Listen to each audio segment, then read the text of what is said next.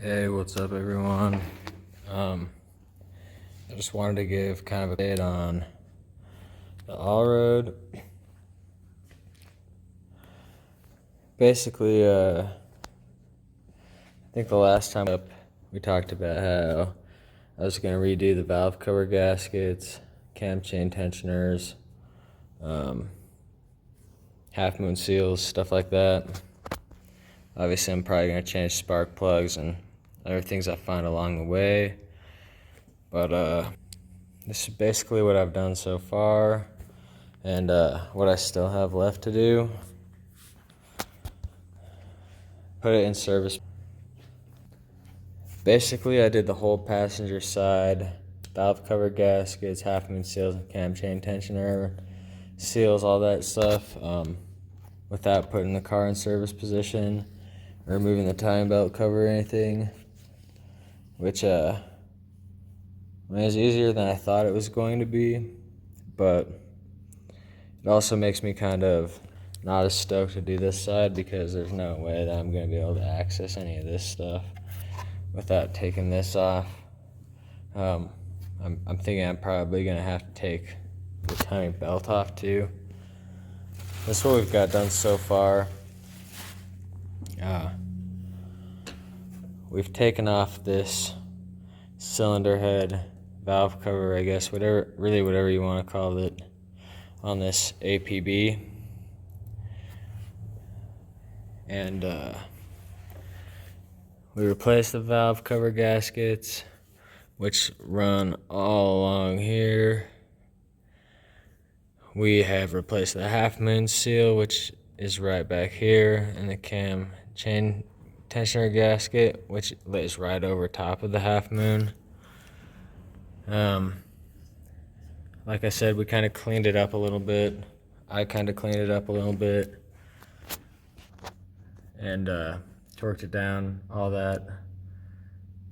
I'm really hoping that it's gonna start and run when I'm done with the other side and try to start it. But I thought it might be helpful to point out some things that were kind of a pain in the ass as far as doing this side, and I don't know, maybe help you guys avoiding some serious frustration when you attempt. This Combi valve was the first issue I really ran into, which was a huge pain in the ass and this is blocking the cylinder head from coming out, basically, this tube right here. And so I got everything undone, all the bolts, pulled out the ignition coils, spark plugs, unplugged everything, unhooked this little guy, had to take out the whole air box, other miscellaneous unpluggings and moving things around. And this was the only thing when I went to pull it up that kept it from coming out. And I thought it was just this tube right here. But once I removed that, there's this unbelievably long metal cylinder or nipple that comes out of this thing. And as you can tell, it also can continue to block this from coming up and out of the engine bay or off the engine. So this is mounted by two hex bolts. One, let me turn my flash on. If you can see where my finger's at, there's one right here.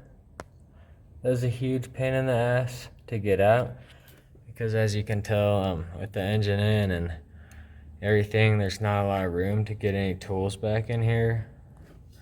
And the other one is right here where my finger is at. And like I said, this is just a huge pain in the butt.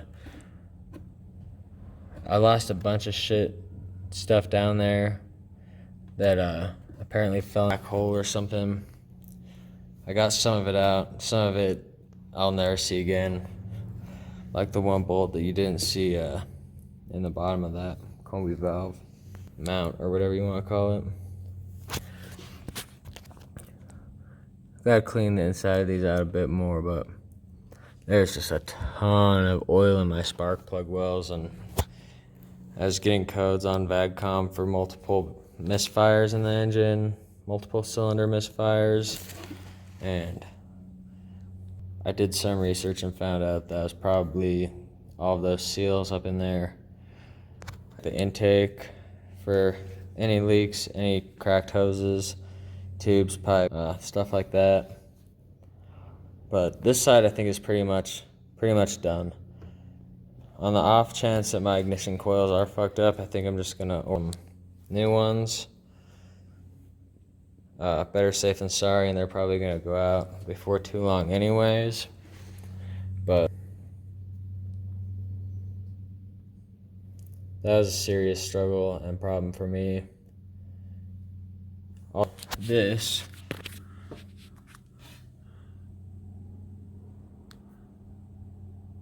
got totally rounded off, almost to the point of no return, and it's a really scary spot with all that stuff to just start having to heat things up or tap into anything or start pounding a screwdriver. So patience prevailed. I'm gonna get some more of those torque bolts and throw them in there, just because I don't want to have to deal with doing that again, really.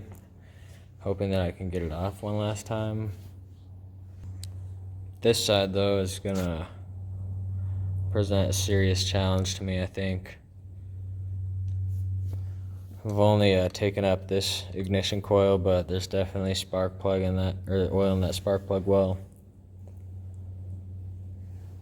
And everything's just hard to reach.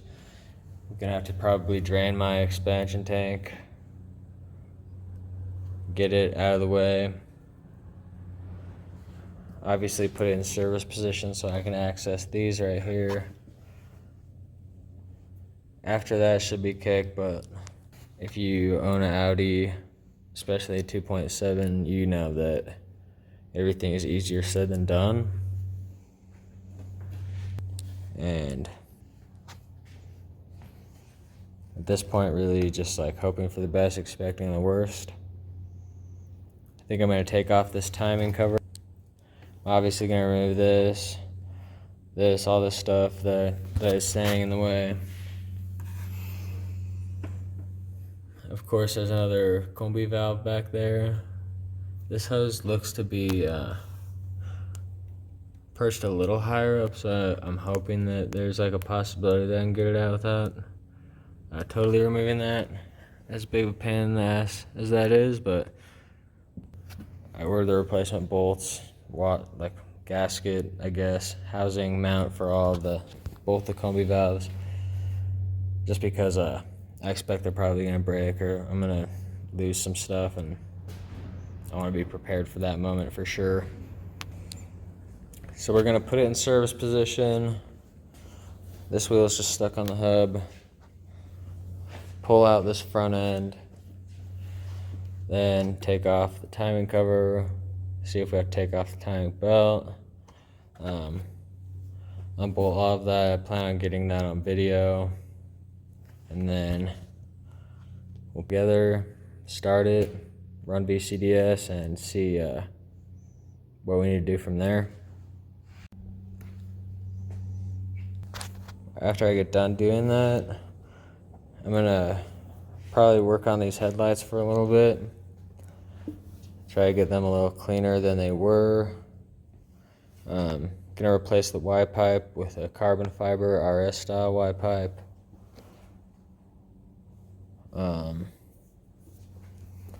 After all that is done, the next thing that I'm gonna have to do is